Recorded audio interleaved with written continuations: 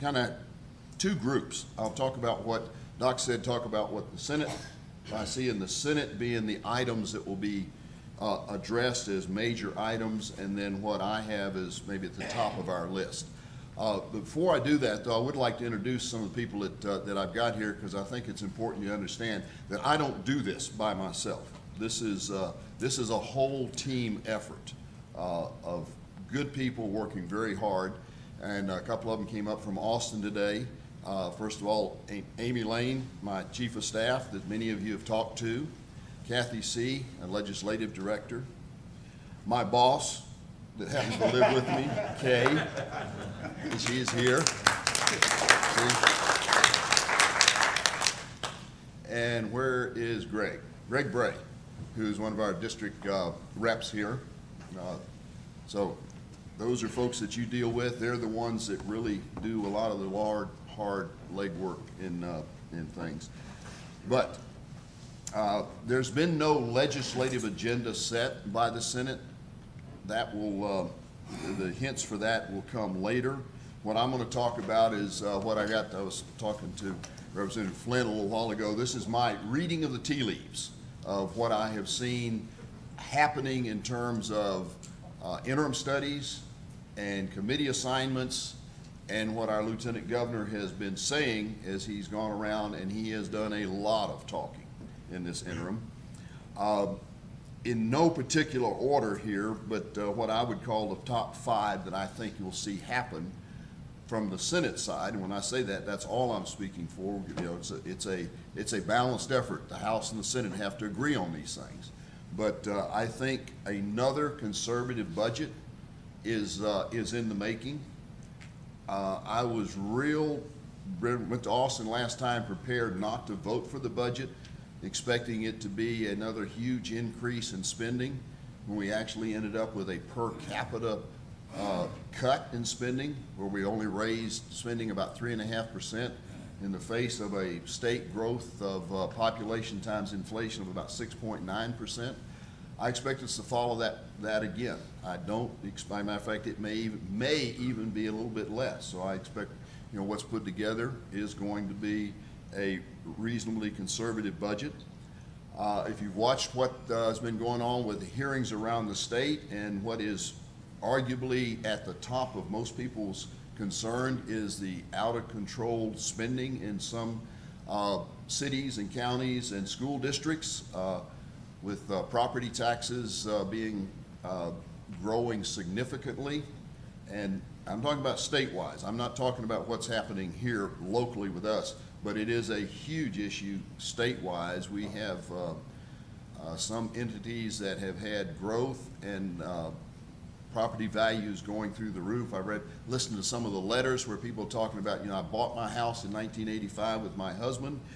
He died 2 years ago, and I now cannot afford to make the tax payments, which are now greater than my mortgage payment.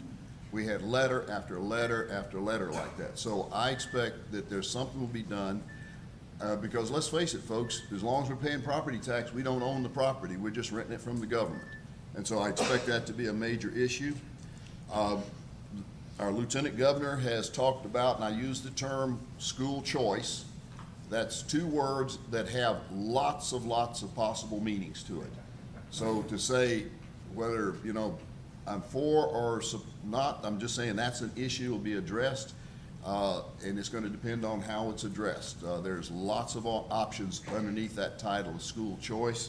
We'll just have to see how that comes out, but I expect there'll be a lot of talk there. The next 2 will have to do with more internal reforms of how we go about doing it. CPS is one. You've paid attention to the news. We've had some very serious problems come to the surface with the lack of performance in what we're doing in CPS with children. And I think we're in a move. We have a new head of CPS, and I think I've met with him, talked with him, and I think we're on a path of making some significant improvements there to take care of our children. And the other is the issue of mental health funding. We aren't doing it right, is the best I can say about it. Talk to law enforcement, and about 60% of the calls that they get are to handle people who have a mental health problem, as opposed to criminal issue. And I know the judge sees a lot of this, and I think there'll be a move to change the way we're doing things. There'll be some funding changes. It'll be tough in a year when funding isn't really plentiful. Now, there are other items out there, but I would put those at the top 5 that I think will be on the Senate list. There'll probably be low-numbered bills for at least the first 3 of those. That means the lieutenant governor is, it's one of his bills that he would be very supportive of with a low number. Now, for the things that I'm interested in, that we worked on last session, have been working on in the interim, of course, as many of you know, is to address the very serious vulnerability of our electrical grid system.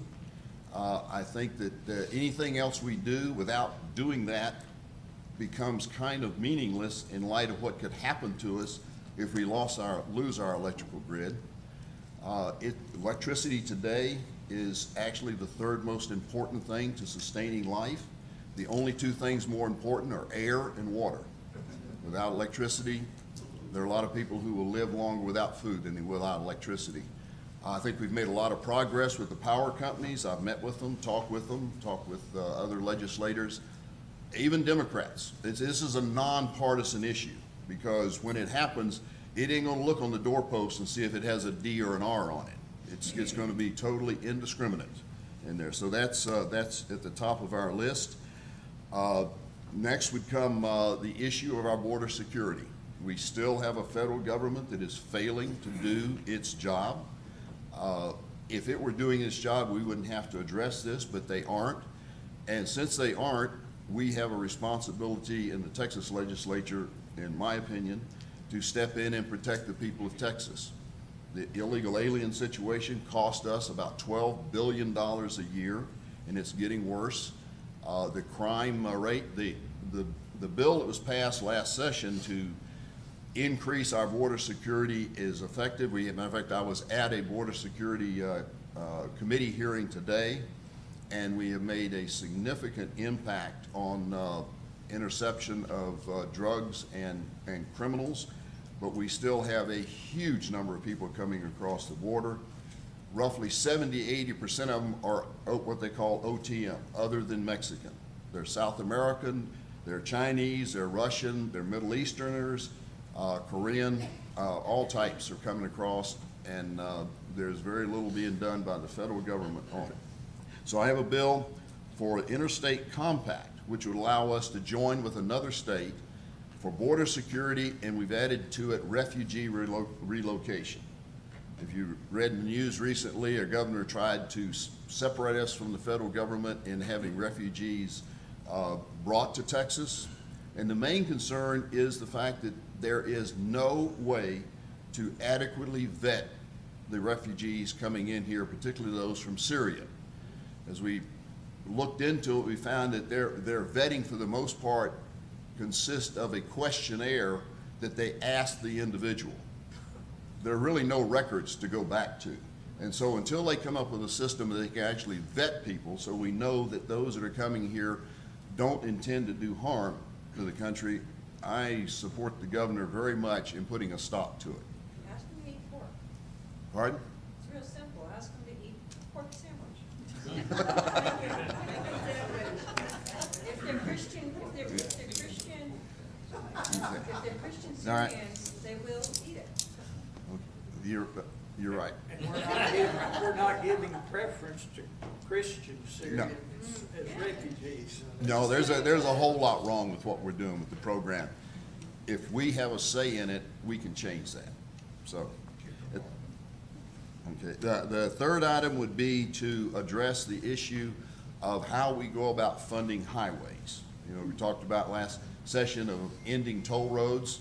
We had a study that was passed this past session. We had to report on it, recently came out, and found we got about a dozen toll roads in Texas that have no debt, but they're still being tolled. And I think most of us were led to believe that we had to have toll roads because we couldn't afford the roads without it. Well, we got a lot of them that are being tolled just for the sake of generating revenue.